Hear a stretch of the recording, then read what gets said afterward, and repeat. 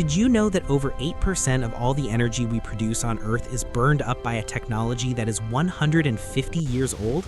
It is a technology that powers everything around us, from the beer in your glass to the antibiotics you take. The problem is, this exact process is releasing a massive 2.25 gigatons of carbon dioxide into the atmosphere every single year. I am talking about boiling water. Yes, boiling water to make steam.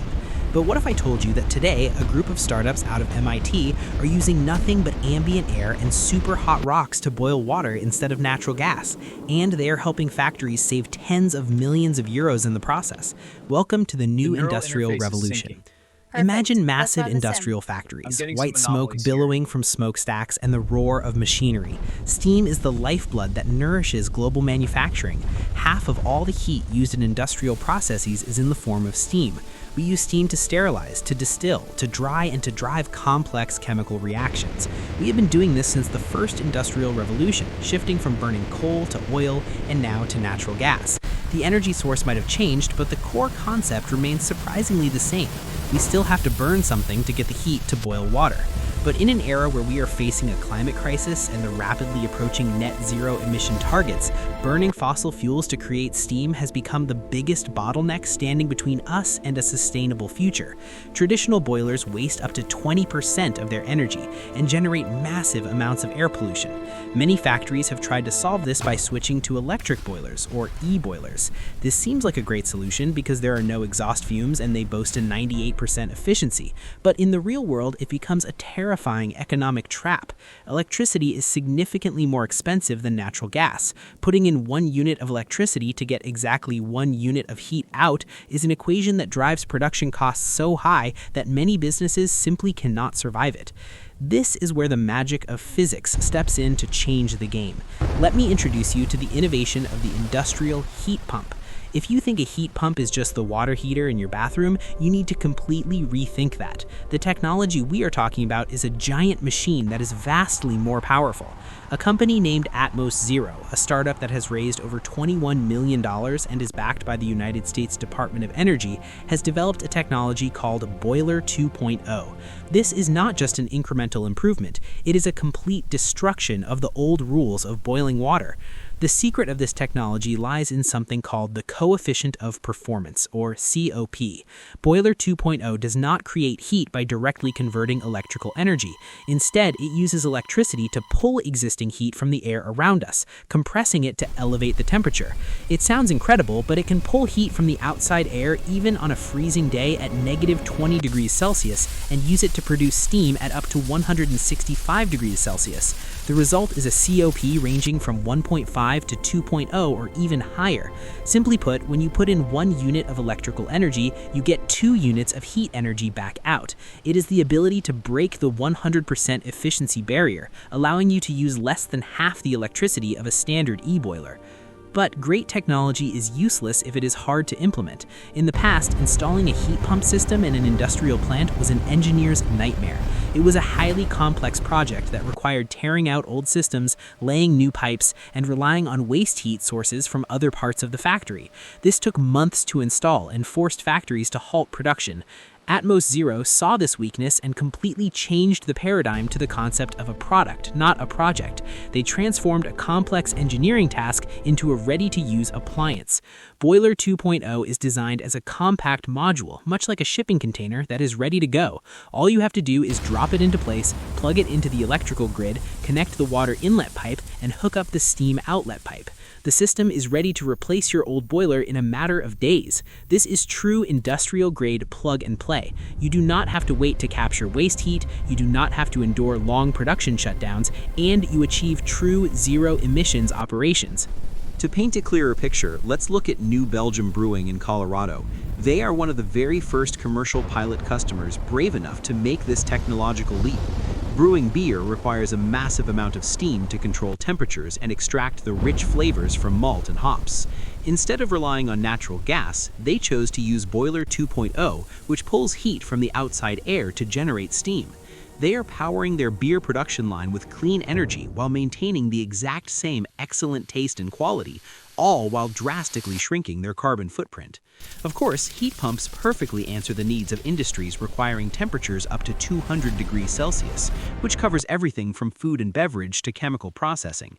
But what if you own a steel mill or a cement factory that needs heat well over 1,000 degrees Celsius? A heat pump will not cut it. The innovation stepping in to fill this gap is the thermal battery. Startups like Rondo Energy and Antora Energy are taking an ancient concept, heating up rocks, and applying it to advanced technology. They use electricity from renewable sources to generate heat and store it in specialized carbon blocks or refractory bricks. These bricks glow as hot as a miniature sun, retaining 1,000-degree heat for hours or even days before releasing it as superheated air or steam for heavy industry. Now, many executives and business owners watching might be asking the most important question. The elephant in the room is, how much does this technology cost, and how can it possibly be worth it? If we only look at the initial capital expenditure, or CapEx, we find a shocking truth. A 1 megawatt natural gas boiler might cost just 150,000 euros, while a heat pump system of the exact same size could cost up to 1.5 million euros. It is 10 times more expensive. If you stop looking there, 99 out of 100 decision makers would shake their heads and go right back to natural gas. But in the era we are entering, the illusion of upfront cost is a very dangerous trap. What you really need to calculate is the total cost of ownership over the system's lifespan. Try projecting the numbers 10 years into the future. When you use natural gas, you face wild price fluctuations driven by global conflicts. You have to pay for the maintenance of machinery that degrades from combustion. And most importantly, you are sitting on an economic time bomb known as the carbon tax. In Europe, the ETS2 policy is coming into force, and the price of carbon emissions is only going to go up.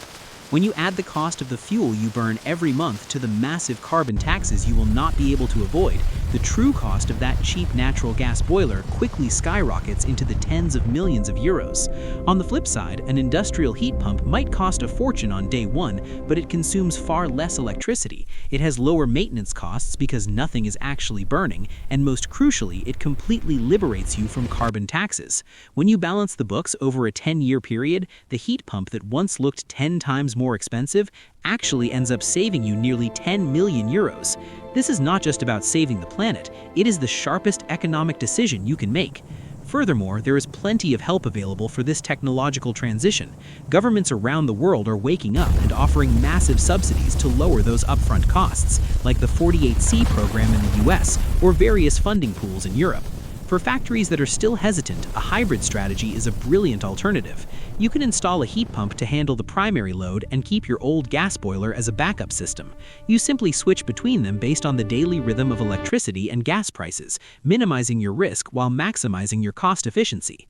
Another brilliant insight that many people overlook is utilizing the byproduct of a heat pump. Whenever you pull heat from one place, you inevitably create cold in another. The smartest use case is to channel that cold air or water right back into your factory's cooling systems, or alternatively, you can capture the waste heat coming off your data centers to help boil your water. This creates a powerful synergy that literally doubles the return on your investment. But everything we have discussed so far is still not the most disruptive perspective on this topic. There is a massive blind spot that people are missing. The question often asked is, if we ditch gas and use electricity to make all our steam, will the national power grid simply collapse? It's a deep-seated fear for every factory owner. But I want to invite you to look at this from the complete opposite angle. Do not look at industrial heat pumps or thermal batteries as just massive power-hungry low-carbon water boilers. See them for what they truly are, the most powerful sponges for absorbing excess electrical energy. This is what we call the grid battery paradox. In the very near future, our world will be flooded with solar and wind energy. When the sun shines too brightly or the wind blows too hard, the power grid will be overloaded with more energy than people actually need. During those specific times, the price of electricity can actually drop below zero. This means power producers will literally pay you to consume their excess electricity. Industrial plants using Boiler 2.0 or thermal batteries can transform into the batteries of the nation.